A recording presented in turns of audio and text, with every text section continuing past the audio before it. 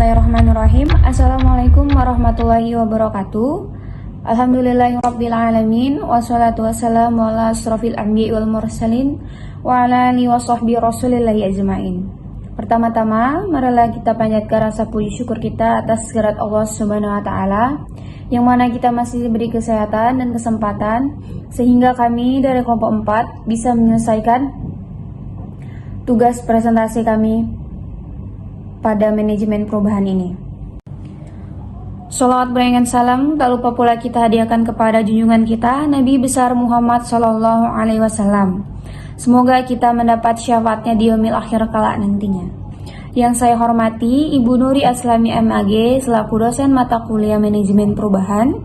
Yang saya hormati teman-teman kelas manajemen 6D. Sebelumnya perkenalkan, nama saya Siti Jarah Samarul Aspi Lubis. Saya memiliki dua teman kelompok, yang pertama yaitu Beni Sitakar, yang kedua yaitu Angelna Nur Izzat Tunisa.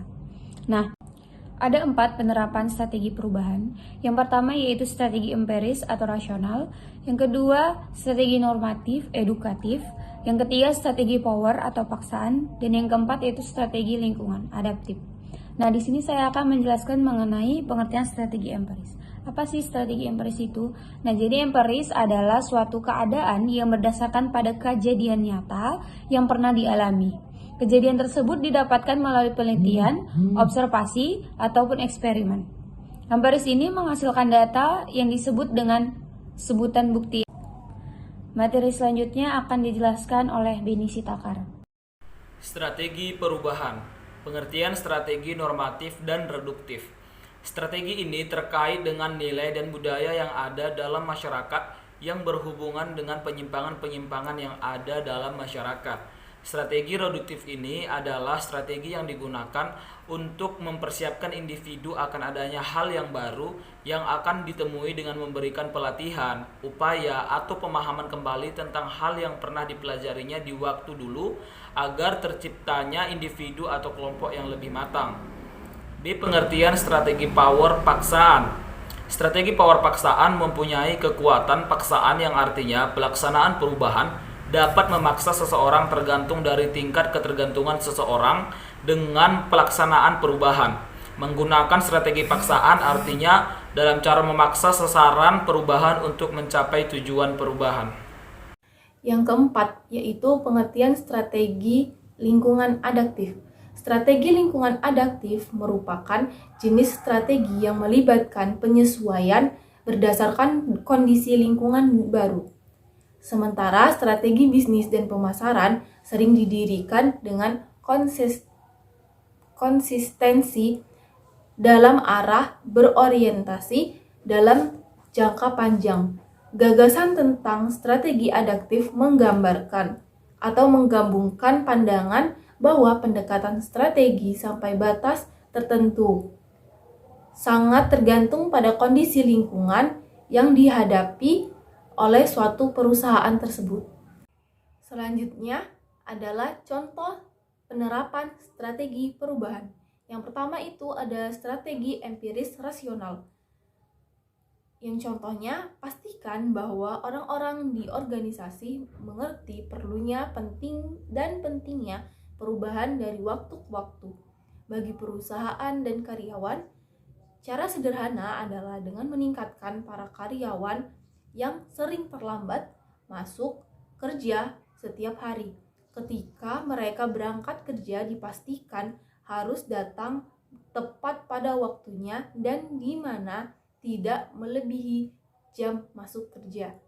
Fakta ini sudah ada sejak lama, yang dimana karyawan yang disiplin masuk kerja tepat waktu adalah karyawan yang memanfaatkan waktu dengan baik. Yang kedua itu adalah strategi normatif reduktif.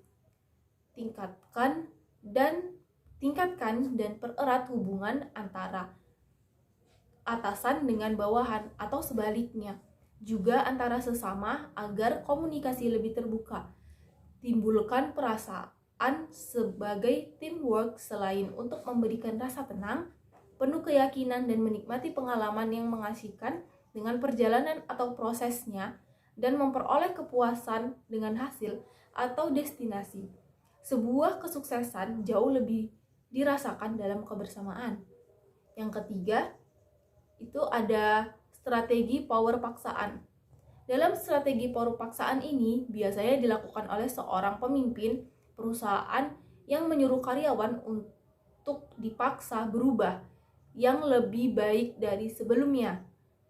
Kejadian yang seperti ini biasanya seorang pemimpin melihat kinerja karyawan yang mulai bermalas-malasan sehingga kinerja yang dikeluarkan tidak sepenuhnya baik, sehingga pimpinan harus memaksa karyawan tersebut untuk berubah yang menjadi yang lebih baik. Yang keempat itu ada strategi lingkungan adaptif.